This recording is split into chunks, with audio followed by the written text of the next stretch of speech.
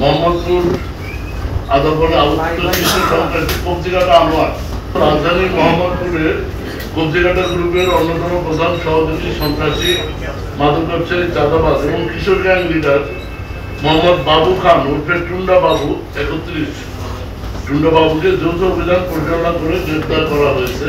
আমরা গ্রেপ্তার করেছি র্যাব 2 এবং র্যাব 6 যৌথভাবে অভিযান পরিচালনা করে আমরা গ্রেপ্তার করি। এটার বিষয়ে আপনাদের আমরা বিস্তারিত অবহিত করব। আপনারা জানেন বাংলাদেশ আমার অহংকার এই স্লোগান নিয়ে আমরা প্রতিষ্ঠালগ্ন থেকে বিভিন্ন ধরনের অপরাধীদের গ্রেপ্তারের লক্ষ্যে কাজ করছি।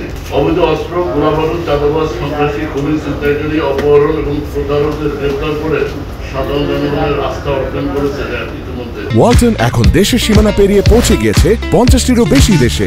ওয়ালটন, ঘরে ঘরে বিশ্বজুড়ে। এছাড়া মাদকের ভয়াল বিস্তার রোধে র্যাব নিয়মিত মাদক বিরোধী অভিযান পরিচালনা করে যাচ্ছে। আপনারা জানেন মাদকের চোরাচালান, চোরাচালানের রুট পর্যন্ত আমরা পৌঁছে আমরা বিভিন্ন অভিযান পরিচালনা করি। 5 আগস্ট থেকে আজ পর্যন্ত র্যাব 2 মোহাম্মদপুর, ঢাকা, তার এওয়ার এবং এওয়ারের বাইরে থেকে আমরা 68টি বিদেশি অস্ত্র উদ্ধার করেছি। আমরা প্রায় 13,000 গুলি দেশি বিদেশি উদ্ধার করেছি।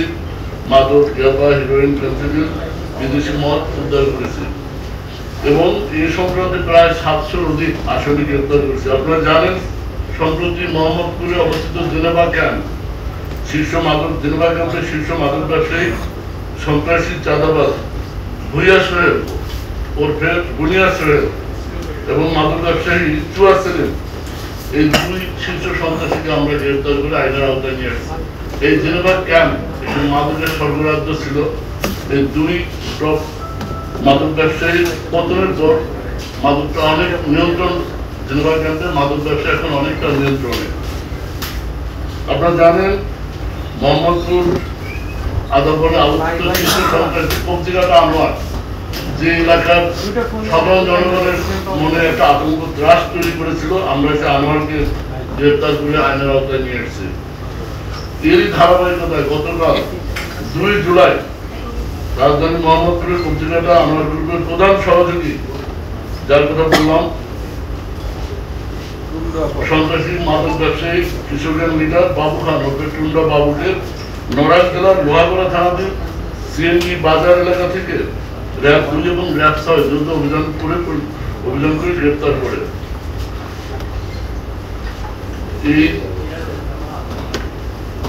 টুন্ডা বাবু এর বিস্তৃত ইতিহাস আপনারা জানেন। গত 18 ফেব্রুয়ারি 2005 তারিখে 2025-এ শ্যামলী হাউজিং এর 2 নং প্রজেক্ট থেকে এই টুন্ডা বাবুকে আমরা র্যাব 2 গ্রেপ্তার করেছিলাম। ওই সময় সামুরাই, ছুরি এবং কিশোর গ্যাংয়ের সদস্যের সাথে শিবরাই শোডাউন করত। এই 2 তারিখে তার একটা শোডাউন ছিল এবং বিভিন্ন চ্যানেল তার এই যে চাঁদাবাজি সন্ত্রাসী কার্যকলাপের শোডাউনের ভিডিও নিয়ে আপনারা অনেক সাংবাদিক রিপোর্ট প্রকাশ করেছিলেন এবং এই রিপোর্ট ফুটেজ সামাজিক যোগাযোগ মাধ্যমে ভাইরাল হয়। আমরা আগে থেকেই তার উপর নজরদারি রেখেছিলাম। গত 24 ফেব্রুয়ারি আমরা তাকে গ্রেপ্তার করি এবং তাকে তার বিরুদ্ধে আইনগত ব্যবস্থা গ্রহণ করে বিজ্ঞ আদালতে প্রেরণ করা হয়। কিন্তু দুঃখের বিষয় 2 মাস 10 দিন পরে 5ই মে সে আবার ছাড়া পায় এবং ছাড়া পেয়ে এলাকায় এসে সে একইভাবে আবার সেই পূর্বের যে সন্ত্রাসী কার্যকলাপ, কিশোরগঞ্জকে নেতৃত্ব দেওয়া, মাদক ব্যবসা, চাঁদাবাজি এবং কবজিকাটা আনোয়ারের অনুপস্থিতি তার শূন্য জায়গা পূরণ করার জন্য সে আরো দ্বিগুণ বেগে এলাকায় সন্ত্রাসী কার্যক্রম শুরু করে। এবং আপনারা জানেন যে এরপর থেকে আমরা তাকে গ্রেপ্তারের জন্য তাকে অনুসরণ করি এবং গতকাল আমরা তাকে গ্রেপ্তার। গত 29 জুন মাসে এই টুন্ডাবাবু মাদক ব্যবসায়ী রাজুকে এবং তার সহযোগীরা দেশীয় অস্ত্র দিয়ে কুপিয়ে মারাত্মক জখম করে।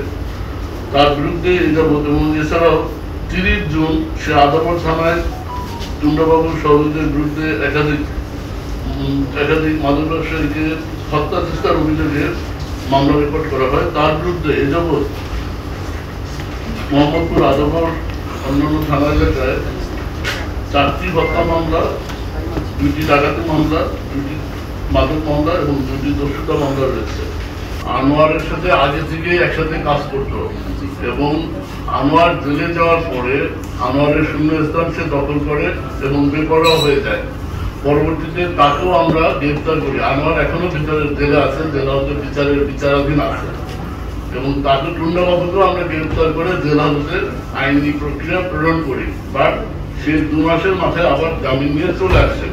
এসে সে হারানো জায়গা, হারানো কর্তৃত্ব, হারানো অপরাধ সাম্রাজ্য পুনরুদ্ধার এবং যারা জেলে থাকা অবস্থায় যারা তার কথায় চাঁদা দেয়নি তাদের উপরে অত্যাচার এবং তাদের উপরে সে প্রতিশোধমূলক আক্রমণ, কোপানো, ওদের ভাষায় যেগুলো যে এগুলো অপরাধগুলো সংগঠিত করে। এবং আপনারা জানেন যে একটা মিডিয়ায় ভাইরাল হয়েছে, সে তার দলবল নিয়ে, সামুরাই অস্ত্র নিয়ে সে একটা মহড়া দিচ্ছিল তার এলাকা পুনরুদ্ধারের জন্য। এটা 28-এ এই মহড়াটা ভাইরাল হয় 18 ফেব্রুয়ারি 2025। এটা ভাইরাল হয়। ভাইরালের পর থেকে আমরা তাকে অনুসরণ করি এবং তাকে গ্রেফতারের জন্য আমরা চেষ্টা করি।